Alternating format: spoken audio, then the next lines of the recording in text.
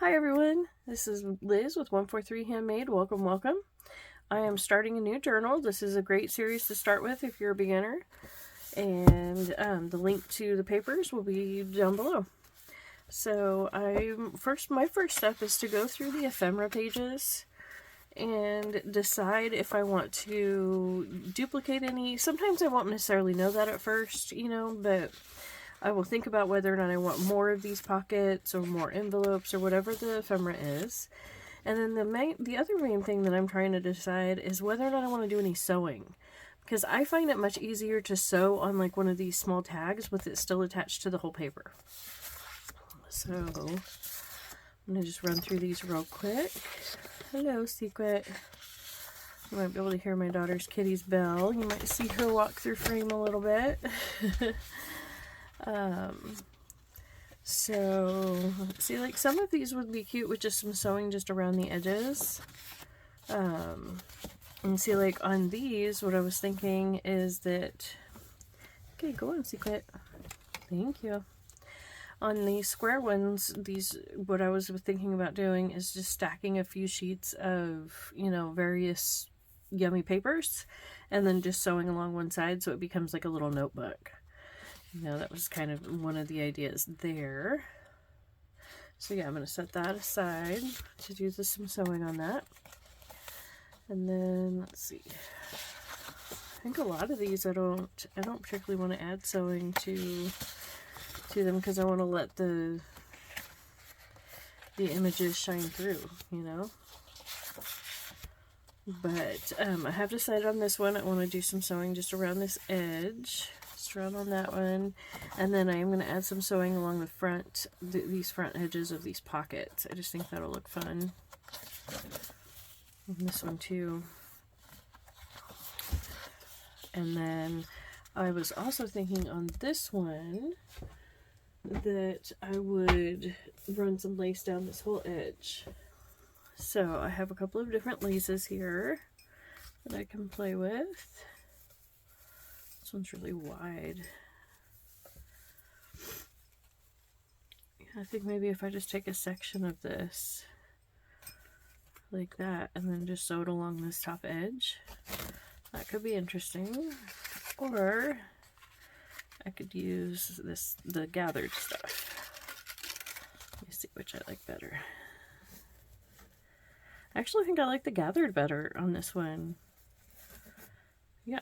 Okay, so what I will do is I'm just going to hack off a bit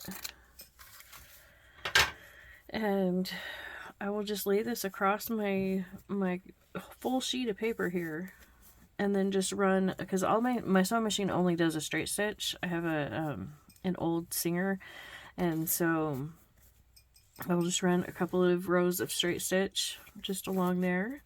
And I have black thread in the bobbin and white thread on top. And so what I'll do is I'll do like 1 or 2 rows with one way and then flip it over and do 1 or 2 rows the other way.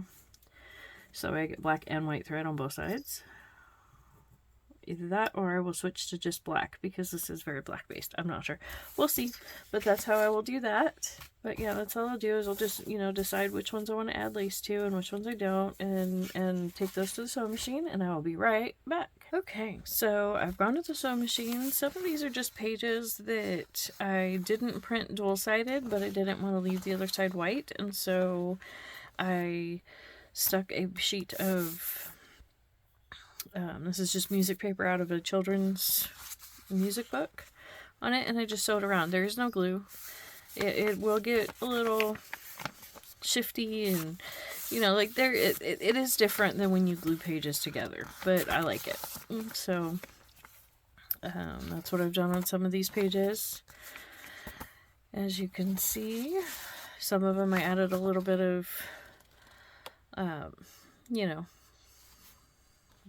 movement to the edges, I guess. I went ahead and went with the sewing.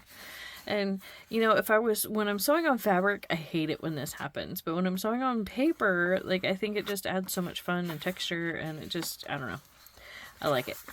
And so, and I like folding pages like this because the way it peeks out and whatnot. So much fun. And then on this one, I just added an edge. not, you know, nothing fancy, just a regular edge. I added a fun corner on this one.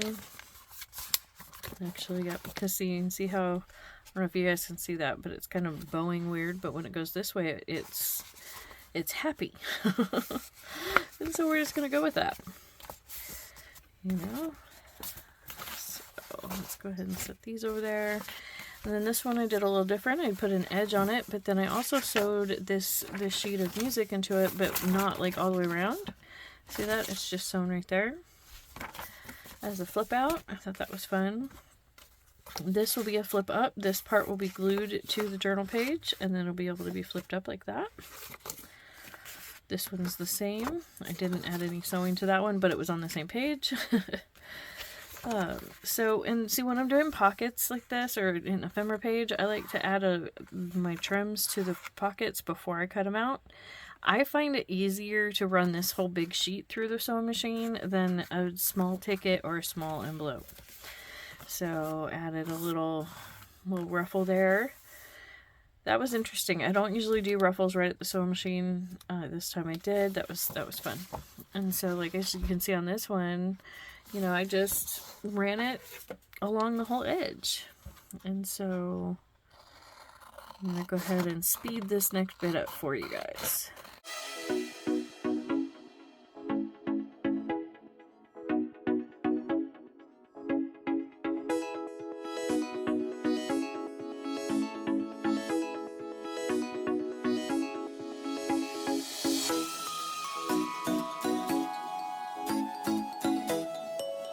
So you can see how pre-sewing it, you know, just down the whole length, I feel like it speeds it up, because like to take this now and run each of these through the sewing machine, I'm not likely to do that. But see, with these, I now have this fun little element, so when they get tucked into a pocket, you know, we have this dimension. Thank you so much for joining me today. I'm going to do the notebooks in another session, so I just wanted to say thank you so much, and I appreciate every single minute we spend hanging out together. I will see you again soon.